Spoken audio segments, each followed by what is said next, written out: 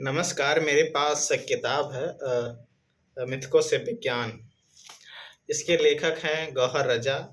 गौहर रज़ा के बारे में अगर मैं थोड़ा बात करूँ तो इनका जन्म इलाहाबाद में ही हुआ, अब का प्रयागराज। इनके पिता बाद में अलीगढ़ चले गए। फिर इनकी पढ़ाई एएमयू से हुई। इन्होंने आईआईटी दिल्ली से एमटेक की डिग्री ली। उसके बाद इन्होंने वैज्ञानिक के तौर पे कार्य किया। इस किताब में जो है गौहर रज़ा जो विज्ञान का संघर्ष है मानव सभ्यता के शुरुआत से ही, विज्ञान का मिथकों के बीच, धर्मों के बीच, उसके विकास में विज्ञान का क्या योगदान रहा, उसके बारे में बृहद चर्चा करते हैं और बताते हैं कि मिथकों के गढ़े जाने के पीछे के कारण क्या रहे हैं। और इसके साथ ही साथ यह भी बताते हैं कि जो हमारे मिथक हैं वो केवल मिथक नहीं है, वो उनमें भी तर्क होता है, उनमें भी वो भी मानव के जिज्ञासा शांत करने के एक प्रकार के साधन रहे हैं।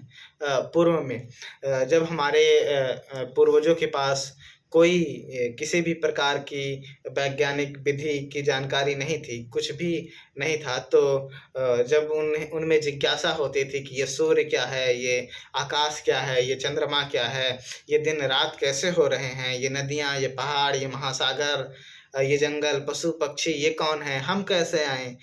तो इन सब जिज्ञासाओं को शांत करने का एक जरिया रहा है मिथक।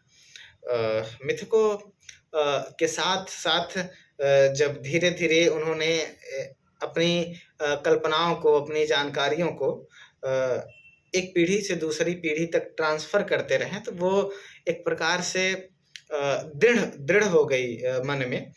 तो उनके दृढ़ होने के बाद जब नई खोज हुई, नया विज्ञान आया, तो उसके साथ इसका टकराव होना लाज़मी था। पुरानी रूढ़ियों को, क्योंकि ये चुनौती दे रहा था विज्ञान, तो इन सब चीज़ों की जो है चर्चा ये किताब करती है।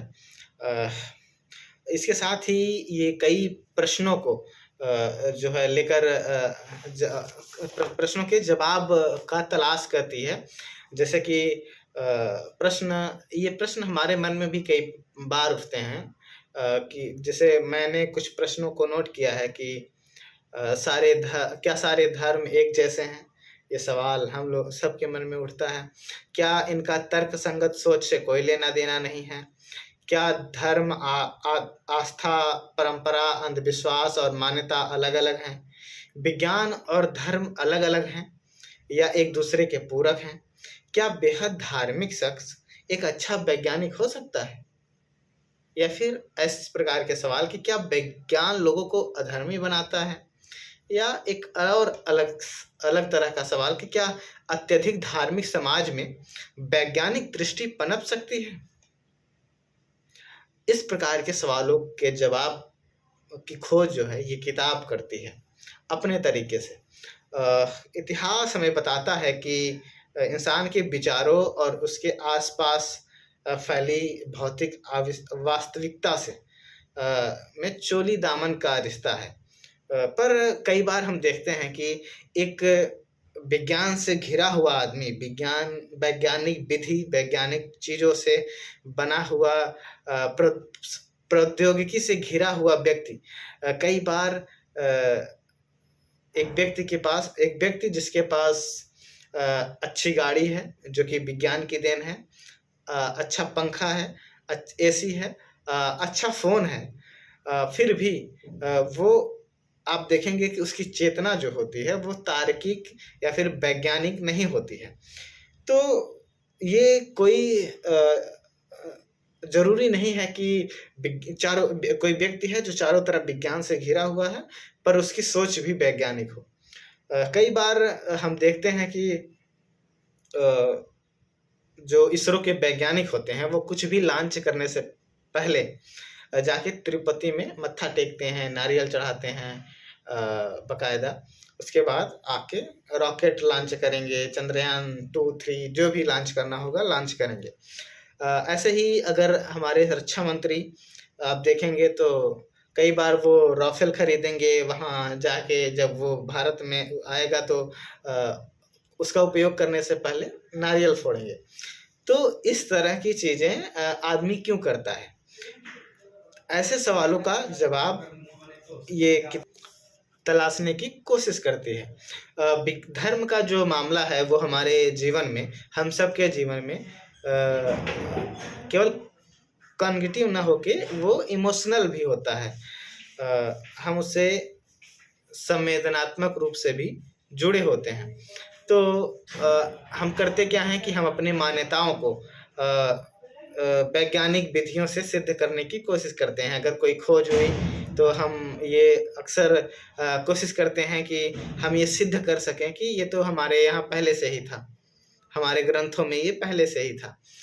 ऐसी जो ये एक प्रकार का कि एहसास कमतरी का ही जो है उदाहरण है, पर हम करते हैं क्योंकि धर्म जो है हमारे लिए एक संवेदनात्मक, हम उससे इमोशनली अटैच्ड होते हैं। इसी प्रकार से जो ये किताब है ये आपको सभ्यताओं के बारे में भी परिचित कराएगी। आप चाहे सुमेरियन सभ्यता ले लें, मिस्र सभ्यता ले लें, सिंधु घाटी सभ्यता ले लें, या फिर वेद से होते हुए पुराणों की भी चर्चा करती है, गीता की चर्चा करती है, कुरान की चर्चा करती है, बाइबल की चर्चा करती है, हमारे वैज्ञानिकों के बारे में भी चर्चा करती है, जिन्होंने जो शहीद हो गए, जिन्हें धर्म ने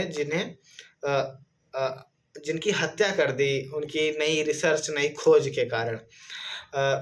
ये किताब ये भी बताती है कि पहले के वैज्ञानिक जो होते थे शुरुआत के, वो कोशिश करते थे कि हमारा जो रिसर्च है, हमारा जो हमने खोज किया है वो धर्म से अलग ना हो जाए, वो उसके अनुकूल ही रहे ताकि लोगों की धार्मिक भावनाएं आहत ना हो। आज समय बदल गया है। आज का समय क्या है कि धार्मिक लोग अपनी जो रूढ़ियाँ हैं, अपनी मान्यताएँ हैं, वो वैज्ञानिक साबित करने में लगी रहती हैं। तो आज का समय जो है वो बदल गया है। इसी प्रकार ये किताब बताती है कि कई बार बेहद रूढ़िवादी व्यक्ति अपने धर्म का प्रचार करने के लिए विज्ञान का सहारा लेता है। जैसे तालिबान ने जब अफ़गानिस्तान पर कब्ज़ा किया तो उन्होंने वहाँ पे जो पढ़ने लिखने वाली महिलाएँ दिखती थी उन्हें मार दिया जाता था, जो टीवी देखता हुआ मिलता था उसे मार दिया जाता था। पर वही आतंकवादी जो थे, जो तालिबान के लोग थे, जो कट्टरपंथी थे, वे लोग इंटरव्यू वगैरह देने के लिए कैमरे का प्रयोग करते थे। टीवी अपनी बात लोगों तक पहुँचाने के लिए टीवी का बेहद धड़ल्ले से इस्तेमाल करते थे। इसी प्रकार हम देखेंगे कि इसी प्रकार हम देखेंगे कि जब हिंदुस्तान ने पहली बार परमाणु परीक्षण किया अटल बिहारी वाजपेयी के समय में, तो जो यहाँ की रूढ़िवादी जनता थी वही सबसे पहले सड़कों पर आकर इसे हिंदू बम कह रही थी। और इसके कुछ ही दिनों बाद, 1-2 दिन बाद ही पाकिस्तान ने भी अपना प्रयोग किया, अपना मिसाइल लॉन्च किया। तो उन लोगों ने वहाँ के रूढ़िवादियों ने इसे इस्लामी बम कहा और खुशियाँ मनाई, पटाखे फोड़े।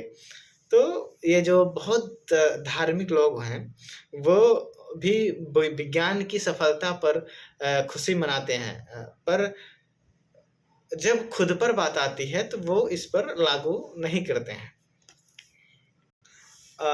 ऐसे ही कई सारी कहानियों के बारे में ये किताब बताती है और मैं आपको 1-2 कारण देना चाहता हूँ कि आप इसे क्यों पढ़ें। अगर आप इस किताब को पढ़ेंगे तो सबसे पहले तो आपको बहुत सी ऐसी नई जानकारियाँ हैं जो मिलेंगी, जो अमूमन बहुत खोजने के बाद भी नहीं मिलती हैं। इसका एक उदाहरण मैं देता हूँ। मुझे आज इस किताब के पढ़ने से पहले बिल्कुल नहीं पता था कि डार्विन ने ये कहा ही नहीं है कि हम जो मनुष्य है वो बंदरों, चिंपैंजियों, आदि की जो है संतान है, यानी कि हमारे पूर्वज हम जो उत्पन्न हुए हैं, वो डार्विन ने ये कभी कहा ही नहीं कि हम बंदरों से उत्पन्न हुए हैं। हालाँकि उन्होंने ये निष्कर्ष निकाला था, ये इन्होंने कहा नहीं था। ये मैंने ये किताब जब पढ़ी तब मुझे जाके पता चला। तो ऐसी ही कई चीज़ें हैं। गौहर रज़ा सर आइंस्टीन की बात करते हैं, न्यूटन की बात करते हैं, कई मुस्लिम वैज्ञानिकों के बारे में मुझे नहीं पता था, इस किताब में उनका ज़िक्र है। कई ऐसे मुद्दे हैं जो लगभग गूगल वगैरह पे मिलते ही नहीं, तो ऐसी चीज़ें इस किताब में मिलती हैं। इसलिए भी हमें ये किताब पढ़नी चाहिए। इन्होंने लोकायत दर्शन की बात की है, बुद्ध की बात की है, गीता की बात की है इसी किताब में। तो आप इस किताब को खरीदिए और पढ़ सकते हैं। इसमें एक कविता है काफ़ी अच्छी, उसे मैं कभी और पढ़ूँगा। तब तक के लिए धन्यवाद, शुक्रिया आपका।